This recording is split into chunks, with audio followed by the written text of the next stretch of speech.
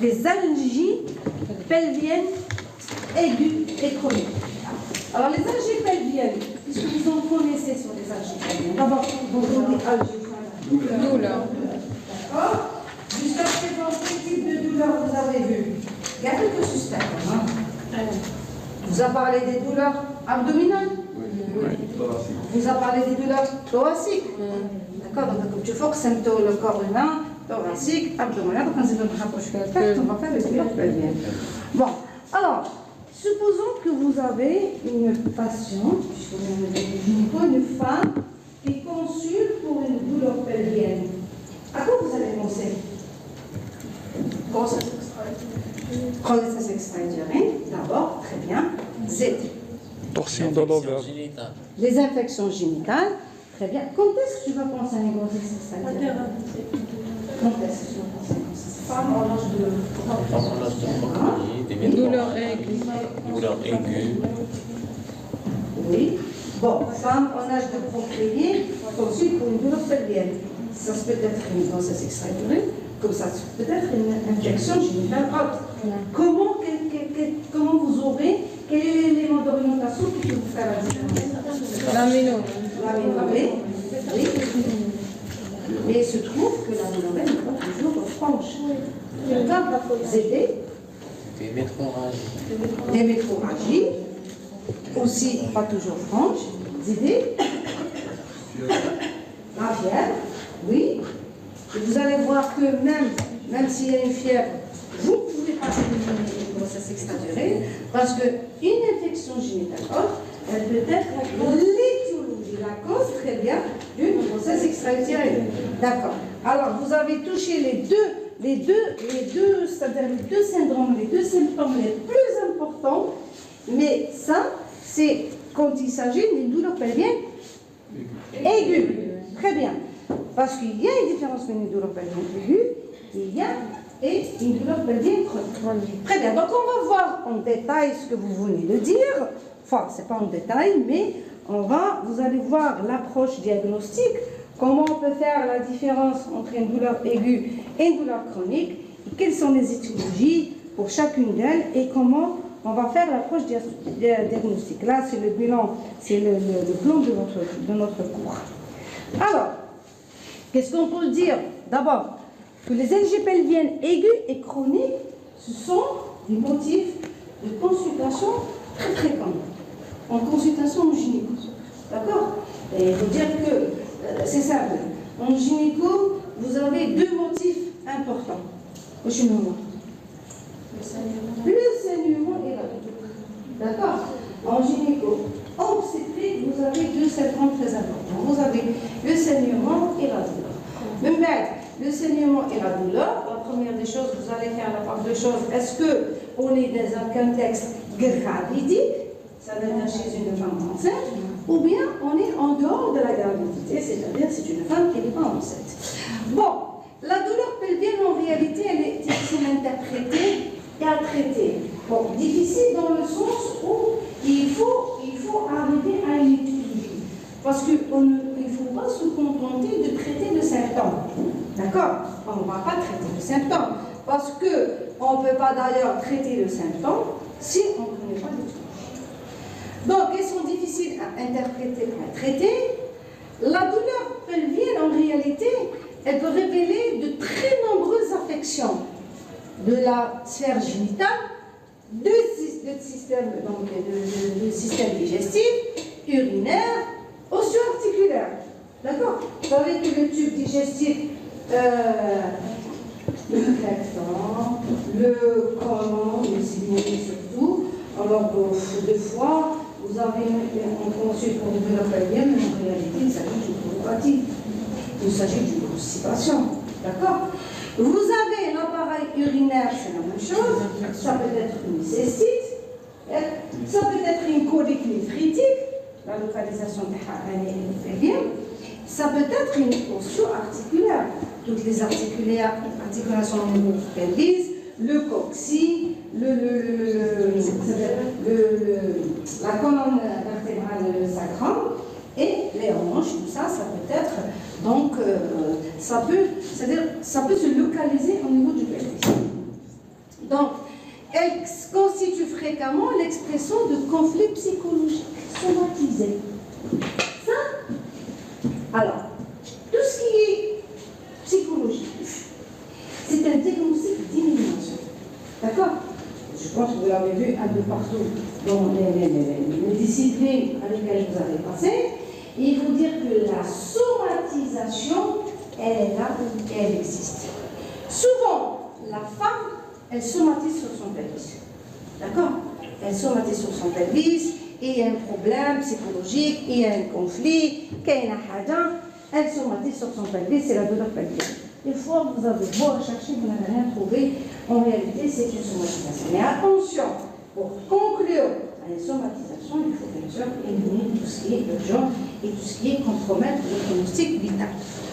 Ok, donc, on a dit, ceci dit, pourquoi est-ce important de parler des douleurs pelviennes?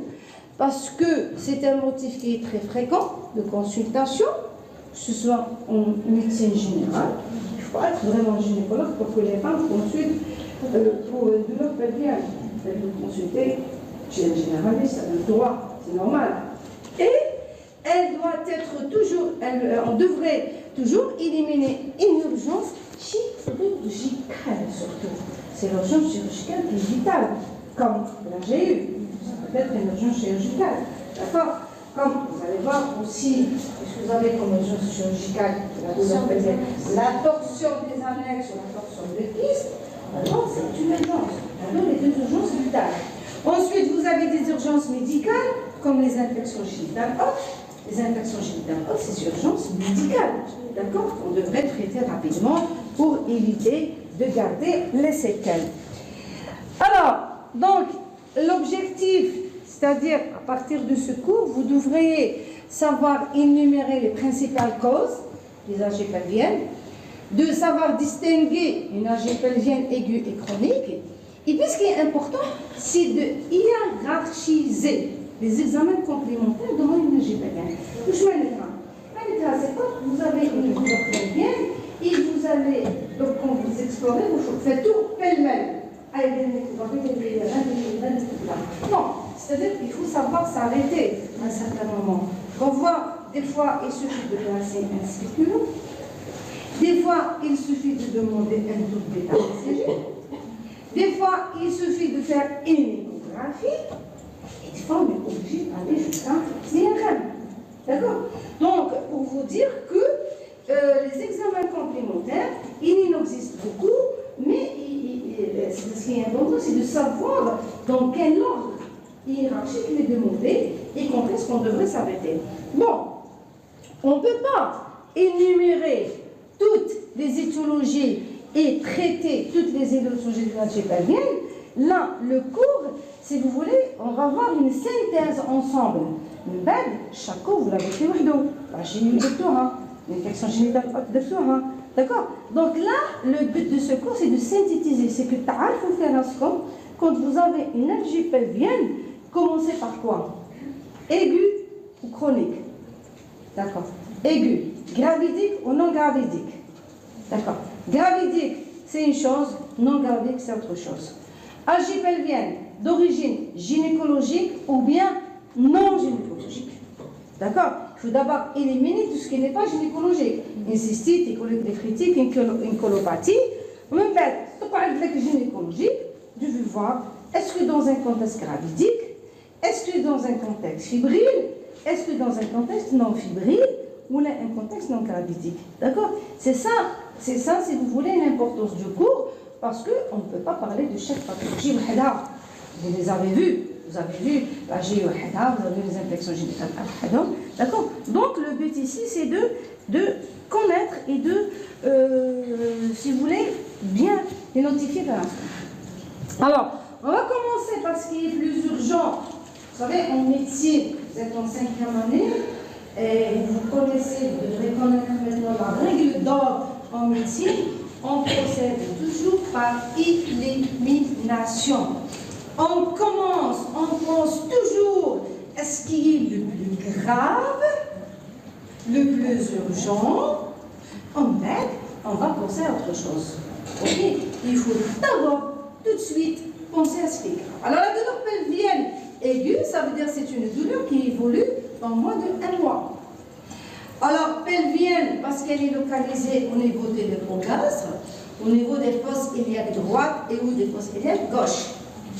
Devant une douleur aiguë, il y a 4 diagnostics à évoquer en priorité, parce que ça va constituer des urgences chirurgicales.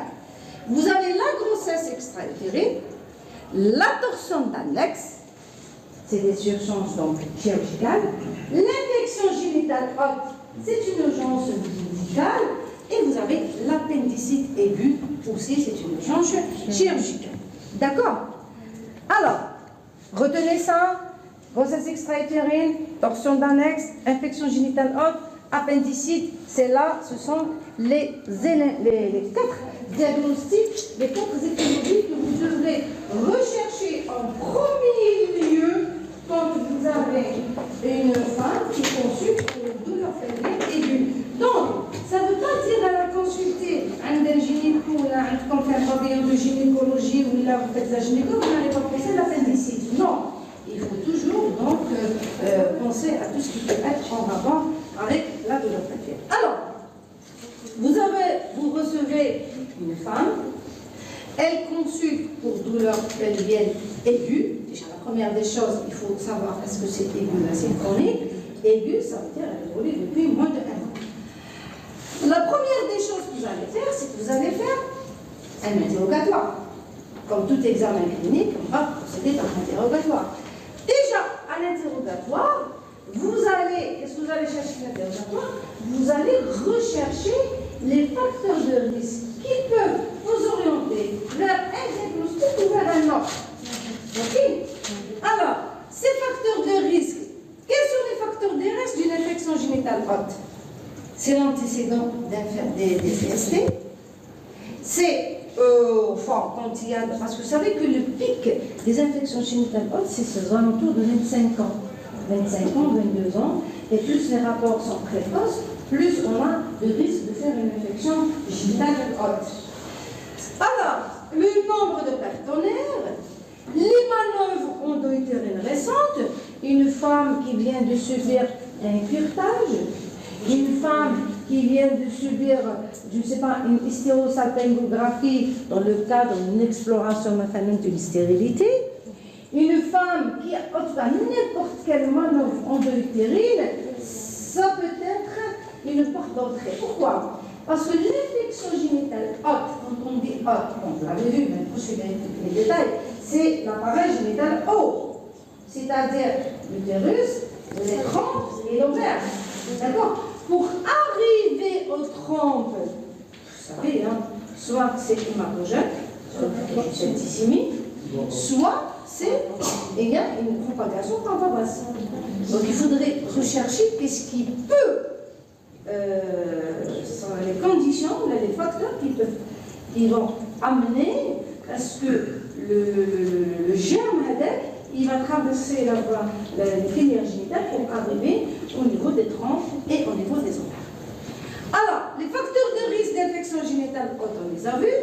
Les facteurs de risque d'une grossesse extra-utérine, c'est quoi? C'est d'abord l'antécédent de grossesse extra-utérine, l'antécédent d'infection génitale haute, c'est-à-dire d'une symphalangie, vous savez que parmi les étiologies, c'est ça. L'antécédent d'une chirurgie tubaire, la notion de tabagisme, que ce soit un tabagisme actif ou la passive, c'est une femme qui est porteuse de dispositifs intra-utérins. Alors, là, je vais ouvrir une parenthèse. Il ne faut pas penser que le dispositif intra-utérin est une cause de grossesse extra-utérine. Le dispositif intra-utérin n'augmente pas la fréquence des grossesses extra-utérines. Vous savez que pour toutes n'importe quel on va dire, moyen de contraception, vous avez toujours des grossesses qui peuvent se voir. D'accord. Dans le DU, quand il y a une grossesse qui se voit, on a beaucoup plus de chances qu'elle soit en extra-utérin. D'accord? Parce que le corps est occupé par des dispositifs intra-utérins. Et vous avez aussi, on l'a pas mis ici, vous avez aussi l'antécédent une prise de contraception microprogestative. Bon, ça c'est des détails que vous avez vus dans la GI. Ça c'est les facteurs de risque de GI. Les facteurs de risque d'une torsion d'annexe, vous savez la torsion d'annexe, ça ne va pas se tordre pour rien. D'accord? C'est quand il y a un kyste ovarien. Ça veut dire que c'est une femme qui avait un kyste qui est connu et un bon jour elle fait une syndrome douloureux aigu. Ça veut dire que ce kyste s'est tordu et pour ça, ça vous donne cette douleur. Donc, déjà à l'interrogatoire, vous avez des facteurs de risque et vous êtes orienté. Pour l'appendicite, c'est vrai qu'il n'y a pas de facteur de risque, mais vous avez une sémiologie particulière. Vous avez des signes digestifs qui sont associés. Vous avez des blancs à la FNS. Vous avez peut-être une constipation qui est associée. D'accord? Il faut y penser. Alors, les signes fonctionnels. D'abord, donc, vous avez recherché les facteurs de risque à l'interrogatoire. Ensuite, vous allez chercher à l'interrogatoire toujours les caractéristiques de cette douleur. Elle est aiguë, on a dit qu'on parle aiguë, ou bien chronique, ou bien cyclique. Son intensité, très intense. Vous savez que la torsion d'annexe, c'est une douleur aiguë, importante. Ou bien elle est modérée, la torsion d'annexe, elle a une douleur beaucoup plus importante que l'infection génitale haute. C'est vrai que l'infection génitale haute, ça vous donne un syndrome douloureux aigu, mais plutôt supportable que la torsion de kyste. La torsion de kyste, c'est une douleur vraiment très importante. Le début, est-ce qu'il est progressif? C'est-à-dire, bon, c'est vrai qu'elle consulte pour une douleur de moins de 1 mois, mais elle a remarqué que quand même elle est d'installation progressive. Là, c'est l'infection génitale haute ou bien l'appendicite. Par contre, si elle est brutale, ça veut dire que vous avez une rupture de kyste, d'accord? Ou là, une rupture, on a une torsion de kyste, ou bien une rupture du GU. La GU a été corrigée, elle s'éclate. Le kyste, c'est la même chose. Vous ne voulez pas, un séjour peut se rompre, comme il peut se tordre. Par contre, les infections génitales hautes dans l'appendicite, elles évoluent de la tête, même un jour, vous aurez une douleur qui devient aiguë. Alors, la topographie, vous allez voir, est-ce qu'elle est unilatérale? C'est beaucoup plus en faveur d'une pathologie annexielle. Quand on dit annexielle, c'est-à-dire kyste ou GU. Ou bien elle est diffuse, c'est quand il y a une infection génitale haute. Parce que l'infection génitale haute, elle ne peut pas toucher un seul tronc. Quand même, elle peut toucher beaucoup de troncs. Parce que c'est un germe qui va atteindre le pelvis par voie ascendante. Alors, on va voir si cette douleur, il y a une irradiation de cette douleur. Elle est irradiée vers où? Une douleur qui a une irradiation lombaire, c'est plutôt urologique. C'est lombaire, c'est logique. Ou bien une torsion d'annexe parce que c'est un peu plus haut. L'annexe, il va aller un peu plus haut, un peu plus bas. Ça dépend du volume du kyste qui va se tordre. S'il y a donc association avec ce qu'on appelle les scapulalgies, les douleurs scapulaires, c'est-à-dire pardon? Thoracique, on est tout le crâne. Non, en général, parce que vous avez un épanchement péritonéal important en rapport avec les fractures du GI. Soit que c'est une douleur associée à des métrorragies. Des douleurs associées à des métrorragies, là, c'est un contexte gravidique. Soit que c'est une fausse couche, c'est-à-dire un avortement en cours. Soit que c'est une grossesse extra-utérine. Soit que c'est une infection génitale haute, parce que dans les infections génitales hautes, il y a des tableaux où on peut avoir un saignement associé. Donc vous voyez qu'il faut voir le contexte, il faut voir les facteurs de risque pour avoir une orientation. Si vous avez une douleur associée à un syndrome fébrile, là bien sûr, il ne faut pas oublier l'appendicite, l'infection génitale haute toujours, et la pyélonéphrite. Si vous avez un ténesme rectal en cas d'infection génitale haute, c'est possible que ce soit un abcès tubo-ovarien. Si vous avez des nausées et des vomissements aspécifiques, en général la torsion de kyste, le syndrome douloureux en rapport avec la torsion de kyste, ça va vous donner cette symptomatologie avec nausées et vomissements. Alors vous avez fait votre interrogatoire, vous avez recherché les caractéristiques de cette douleur, ensuite vous allez faire votre examen clinique. D'accord? Alors, quand on est, comme on est dans un syndrome aigu, et bien sûr, il faudrait rechercher le degré de l'urgence. Et la première des choses à chercher, c'est l'instabilité hémodynamique. D'accord? Est-ce que vous avez des signes de gravité, une tachycardie, une hypotension, qui peuvent évoquer un hémopéritoine, bien sûr. Un hémopéritoine, la plupart du temps, c'est en rapport avec une GU. Des fois, avec la rupture des vis hémorragiques, mais souvent, elle est en rapport avec une GU. Si vous avez une irritation ou bien une défense péritonéale, vous allez avoir une irritation péritonéale. Parce que le sang, ça irrite. C'est-à-dire, quand on a un épanchement pelvien à l'échographie, quand on va à l'échographie, on dit qu'il y a un épanchement. On ne peut pas savoir de quelle nature. On sait qu'il y a du liquide. On ne sait pas, est-ce que c'est du liquide de cette rein, est-ce que c'est du sérosité, est-ce que c'est du sang, est-ce que c'est du pus. C'est vrai qu'il y a des petites différences d'hypogénicité, mais on ne peut pas être sûr à 100%. Et à l'examen clinique, on a une orientation. Une acide avec un liquide simple, ça ne vous donne pas une irritation. Mais le sang, ça vous donne une irritation. Il y a une irritation, il y a une défense. Alors le pus, c'est autre chose. Le pus, ça vous donne un syndrome fibré, un syndrome infectieux général avec une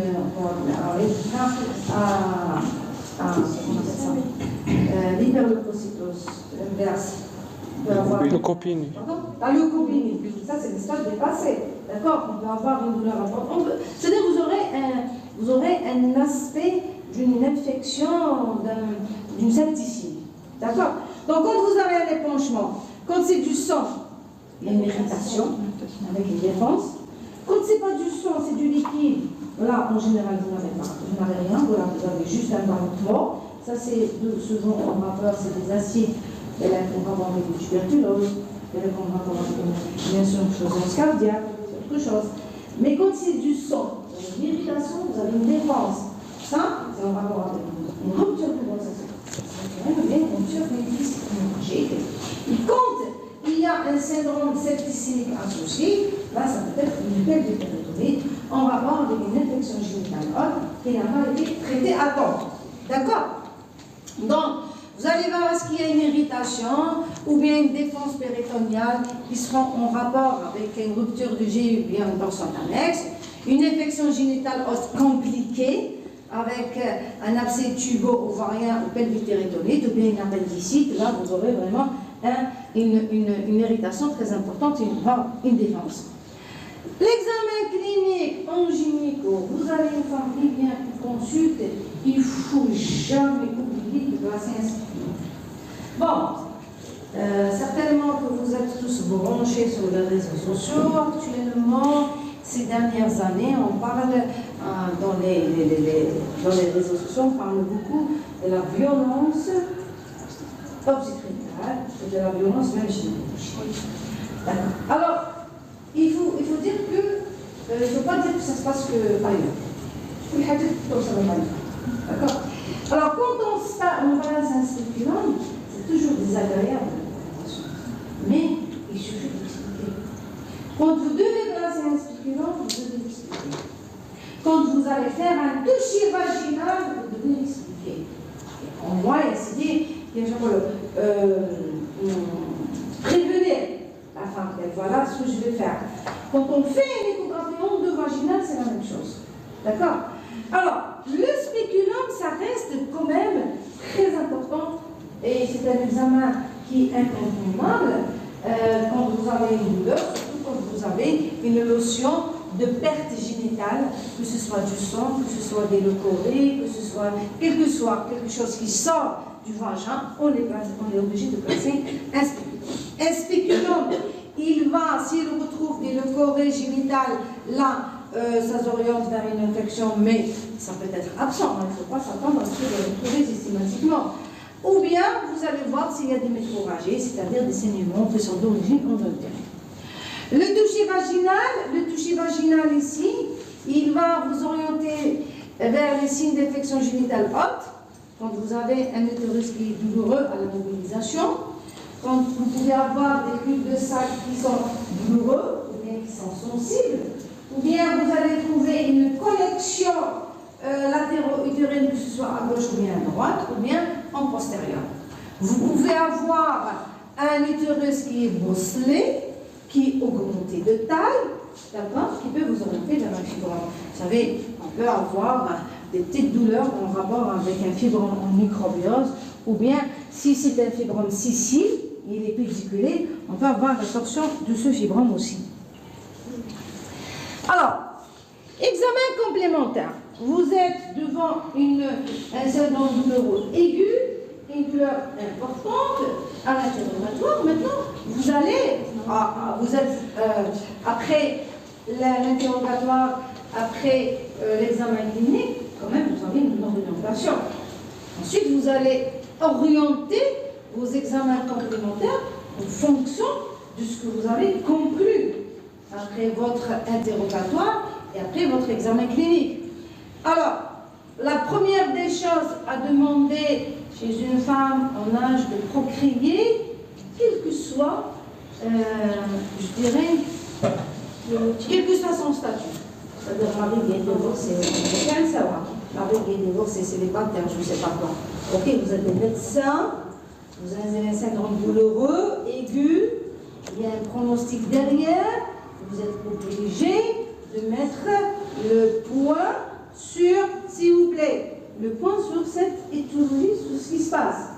Alors, une femme en âge de procréer, syndrome douloureux aigu, même si vous avez, je ne sais pas, Anaya, il n'y a pas de notion d'améliorer, parce qu'on n'a pas de notion d'améliorer proche, on vous l'a dit. Voilà, j'ai eu, mais il faut demander un test de grossesse. Le test de grossesse, en général, quand il est urinaire, il peut être utile en premier lieu. Bon, il a une bonne spécificité, il vous donne des résultats, il n'est pas trop cher, mais il faut savoir que le test de grossesse, bon, quand vous faites, je vais vous donner une astuce, quand vous avez une douleur pelvienne aiguë, c'est aigu, faites un test de grossesse, il est franchement positif, là, vous êtes orienté vers la grossesse extra-utérine. Mais en parallèle, vous devez lancer un taux de bêta-ACG quantitatif, c'est-à-dire hématologie. On va avoir une quantité. Mais ça ne devrait pas retarder votre prise en charge. D'accord?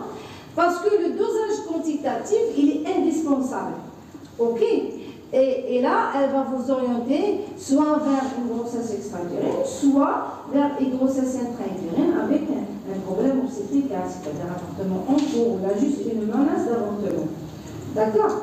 Mais dans tous les cas, le test de grossesse et le bêta-ACG, il est indispensable. Et enfin, vous avez les groupes urinaires.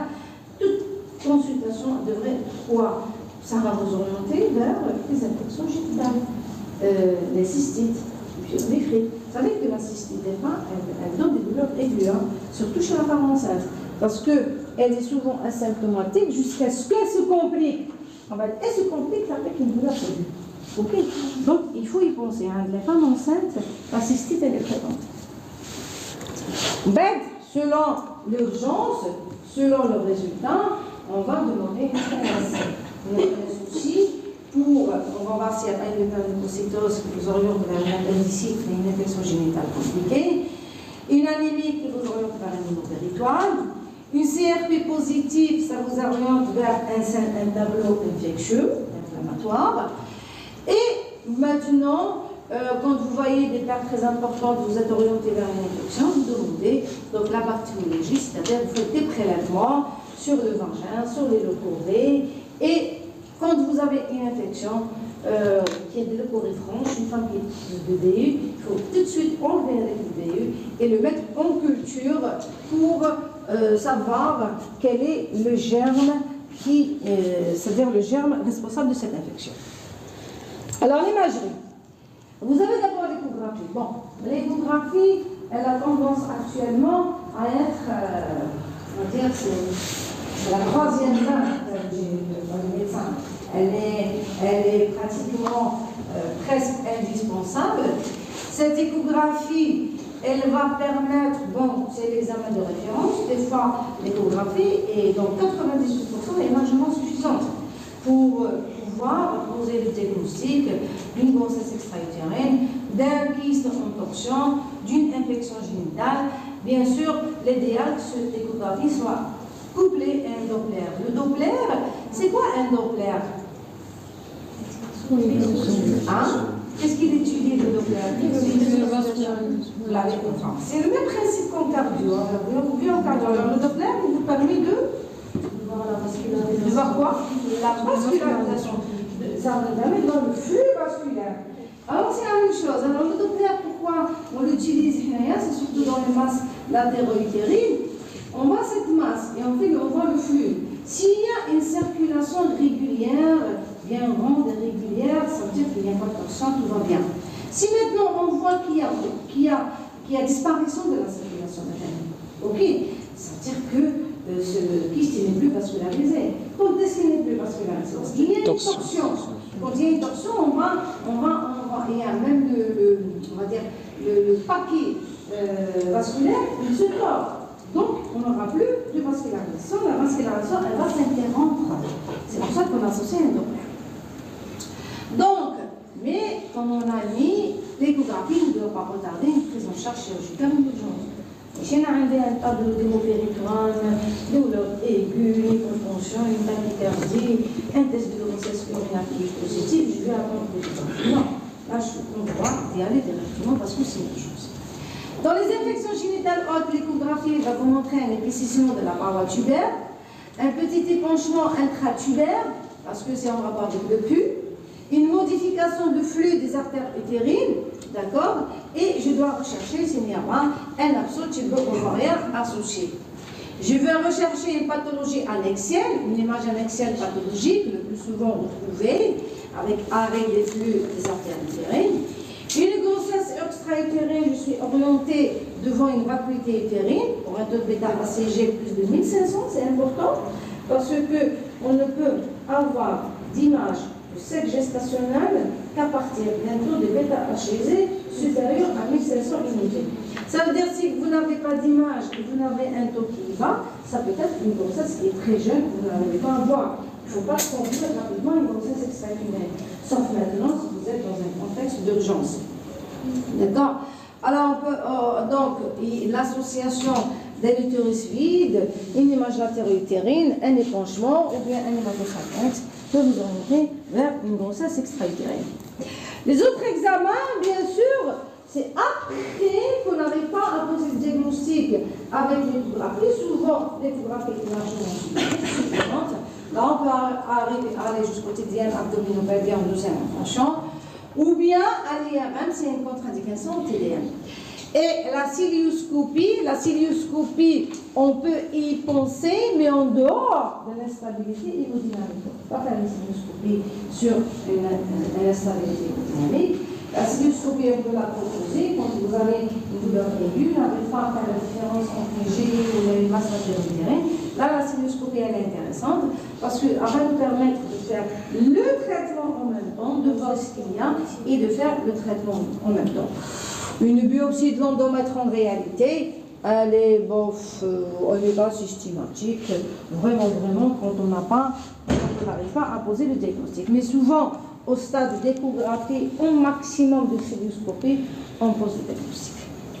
Alors, les étiologies, l'infection génitale, le syndrome douloureux aigu. Alors, soit qu'elles sont sur un terrain gravidique, en rapport avec une grossesse, soit c'est une GU, je ne vais pas répéter, soit c'est un avortement spontané précoce. Là, vous n'aurez pas d'image latéro-utérine, vous n'aurez pas d'épanchement, vous n'aurez pas de cri de glace, vous n'aurez pas de comblement de cul-de-sac latéral, vous aurez tout simplement des douleurs de type expulsif avec des débris trophoblastiques, des débris au haut du col et un col qui est entrouvert. Ou bien il peut s'agir d'une rétention après un avortement, c'est-à-dire une femme qui a avorté une bague et un petit de rétention, elle revient pour des douleurs expulsives. ou bien il s'agit d'une endométriose, c'est pas endométriose, endométrite, pardon, hein, endométrite de postpartum ou de postpartum. Les endométrites, c'est-à-dire l'inflammation et l'infection de l'endomètre, peuvent se manifester par des syndromes douloureux et souvent elles sont associées à des pathologies. Des fois, vous avez la rupture d'un kyste hémorragique, souvent, ce qui est en rapport avec le corps gestatif hémorragique. Là, en général, ça va rentrer dans l'ordre spontanément. Après, s'être assuré que la grossesse est normale, elle est en intra-utérin.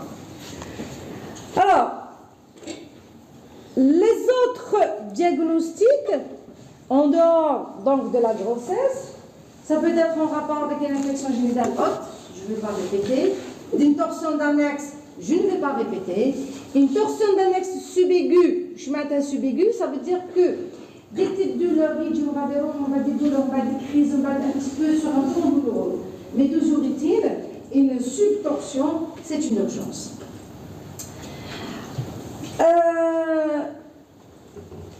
Les causes plus rares, c'est les ruptures de kystes ovariens ou hémorragie intrakystiques, ça peut exister. Les nécrobioses de fibromes, un fibrome sessile qui est mal vascularisé, ça peut donner une douleur, une petite douleur qui est associée à un fibricule. Les syndromes intermenstruels, vous avez les torsions de fibromes pédiculés, le fibrome accouché par le col, quand il est expulsé, ça peut donner une douleur. Et bien sûr, sans oublier les causes extragynécologiques, l'appendicite, la colique néphritique, la pyélonéphrite, tout ce qu'on avait dit tout à l'heure. Alors là, je vous ai mis une image sur la grossesse extra-utérine.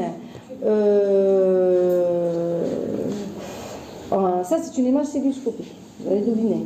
Ok, c'est une image celluloscopique. Oh, de toute façon, vous allez sur YouTube, sur Turcopolis. Ok. Et là, vous avez une torsion d'annexe. Regardez le spire, la spire avec, d'accord, à l'annexe. Ça donne une douleur très importante. Là, vous avez l'appendicite. Ok, une inflammation de l'appendicite. Une salpingite, ça devient rouge, enflammé. Ok, très bien. C'est bon pour le syndrome aigu. Qu'est-ce que vous avez retenu pour le syndrome aigu? J'ai eu une torsion, J'ai eu torsion, infection, appendicite. D'accord, ça c'est très important. Donc, pour faire déjà de prime abord la différence, contexte gravité, non gravité, en bas, fibrile et non fibrile. Déjà, quand vous mettez les deux grands axes à l'eau, vous aurez une orientation vers un diagnostic ou vers un autre. Les algies chroniques maintenant. On est plus à l'aise maintenant, les algies chroniques, traduction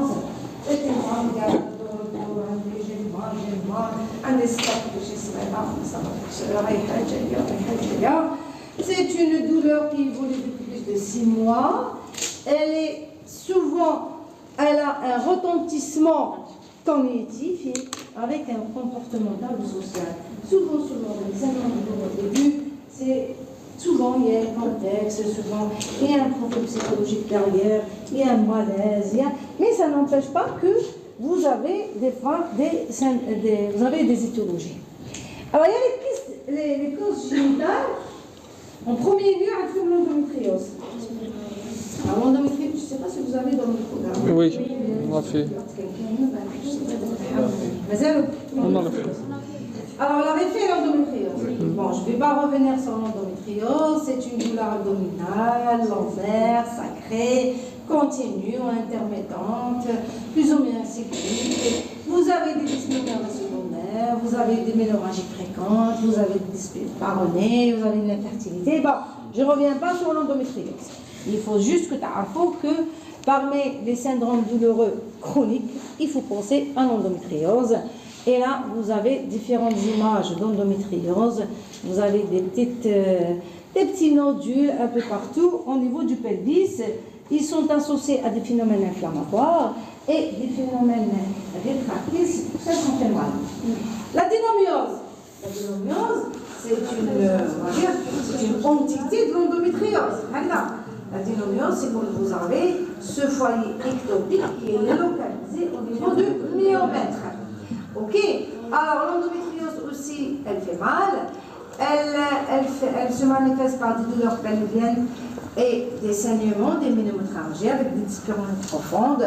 Souvent l'utérus il est dur et il est augmenté de volume. Alors, Hadi, c'est une image à l'anapathe. Ça, c'est à l'anapathe. Vous voyez qu'il fait très bien. Le myomètre, comment il est épais, il est hypertrophié parce qu'il est induré, parce qu'il est infiltré par l'endométriose. C'est-à-dire, c'est quoi l'endométriose? C'est le foyer ectopique de l'endométriose. Les séquelles d'infection génitale haute.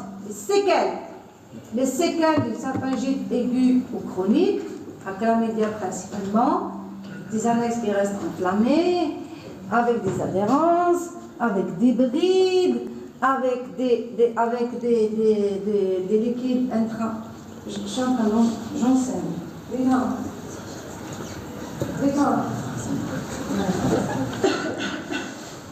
Dystrophie ovarienne aussi polycystique, elle est associée aux séquelles d'infection génitale.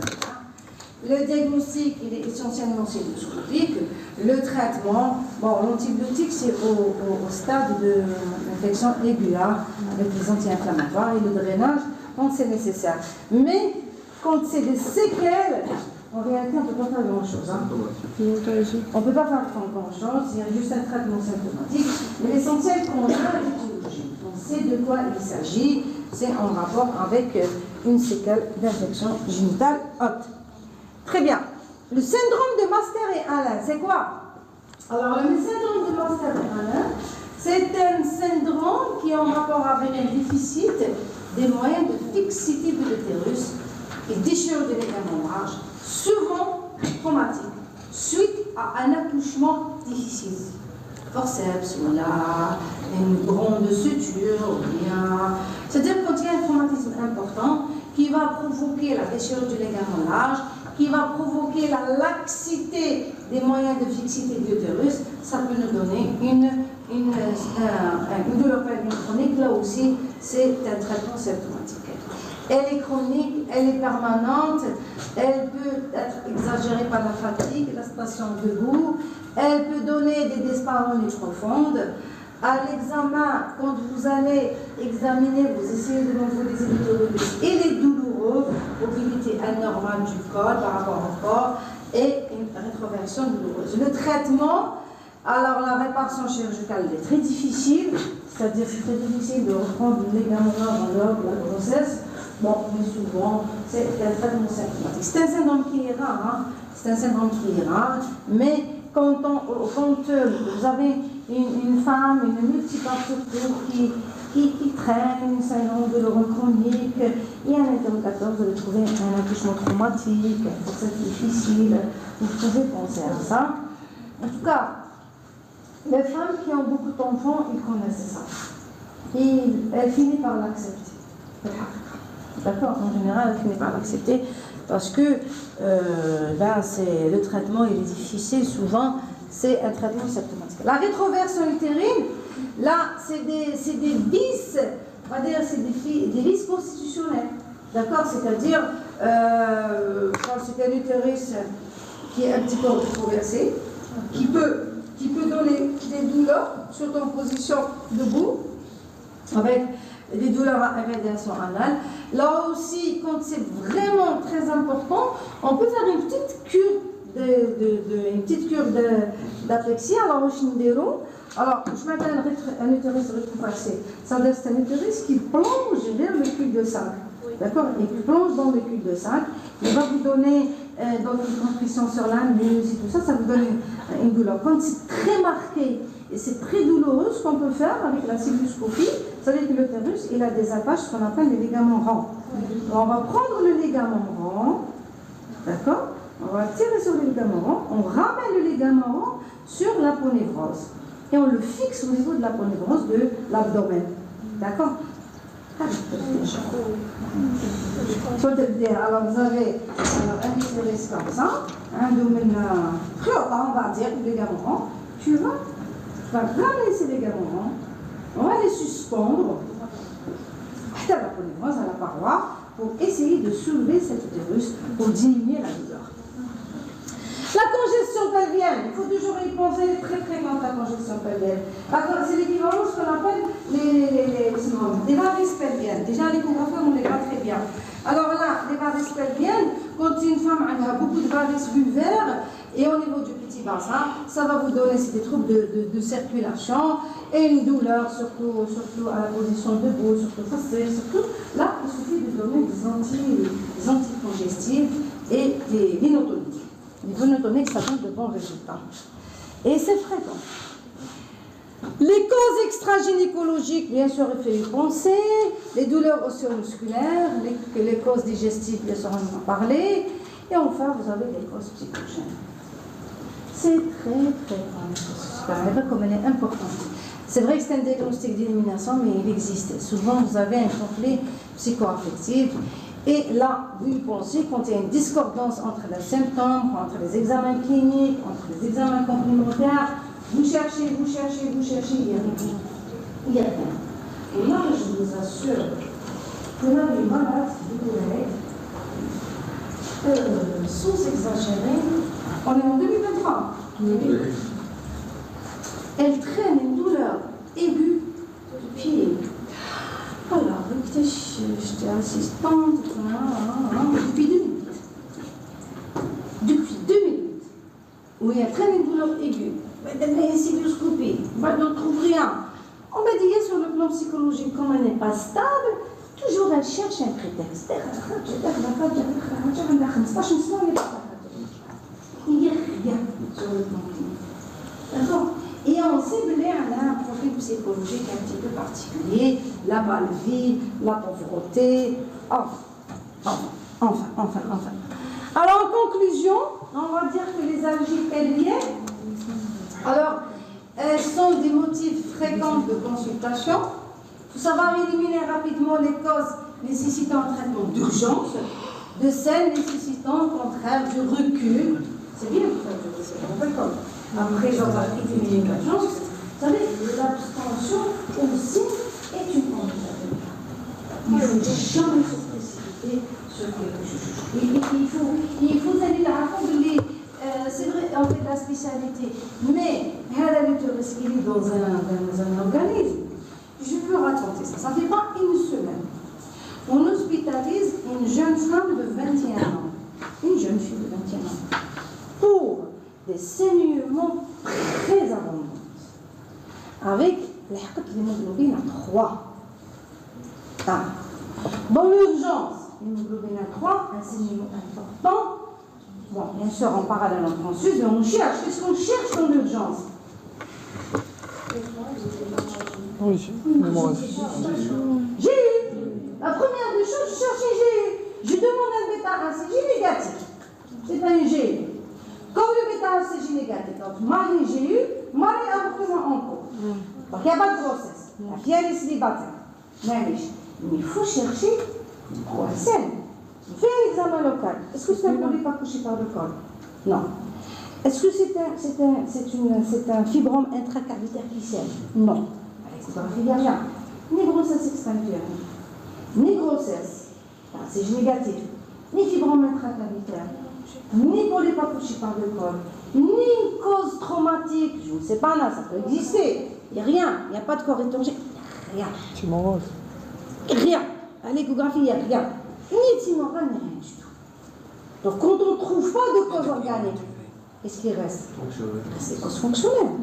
Les causes fonctionnelles. On va donc commencer à chercher. On commence à chercher. On tombe sur une fréquence cardiaque à 33. Ce dame, c'est quoi?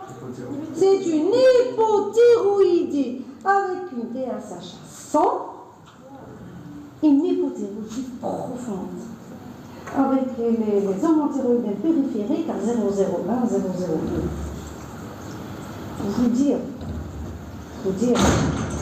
que l'étiologie, il ne faut pas se fixer un saigne classe. Donc, on a commencé le traitement symptomatique pour juguler le saignement symptôme, il faut aller. Mais je dis là le traitement thyroïdien, parce que c'est pas évident de faire remonter les hormones. D'accord. Donc, vous savez, quand on a un trouble thyroïdien, ça retentit sur le trouble, sur les menstruations. Donc, tout est intrigué. Il ne suffit pas que l'axe hypothalamo hypophysaire, vous avez les trois axes. L'axe thyroïdien, l'axe ovarien et l'axe enfin. Alors, donc ça c'est la conclusion. Oui, monsieur Mohamed, bonjour. Allez, la conclusion.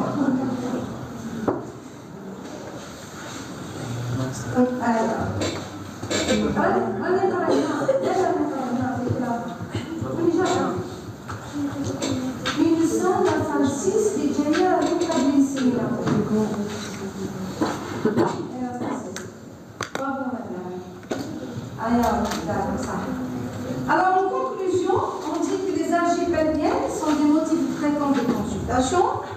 Il faut savoir éliminer rapidement les causes nécessitant un traitement d'urgence de scènes nécessitant au contraire du recul. C'est pour vous dire que le recul est important, c'est pour ça que je vous ai ramené à l'exemple. Vous savez que les réanimateurs, elles avaient jusqu'à me pousser à faire une hystérectomie. Les théoriciens ont fait une hystérectomie. Ça va pas, non. Une fille de 21 ans, ça va pas, non. Mais croyez-moi, il y a 3 grammes d'hémoglobine. Vous savez, 3 grammes d'hémoglobine, on peut faire un arrêt cardiaque. D'accord. Et en même temps, on transfusait, en même temps, elle continue à saigner. Parce qu'on n'a pas encore réglé le problème. Et quand on transfuse beaucoup, problème. Mais pour les transfuser, c'est dans ça. 13 globulines, vous imaginez? Ou l'hémoglobine, on va ok, donc vous dire que le recul aussi, c'est une complicationnelle. Alors, et là, donc la distinction entre algie pelvienne aiguë et chronique est la première étape de la démarche diagnostique et les causes, comme leur prise en charge, sont différentes selon l'étiologie. Je vous remercie. Apprenez la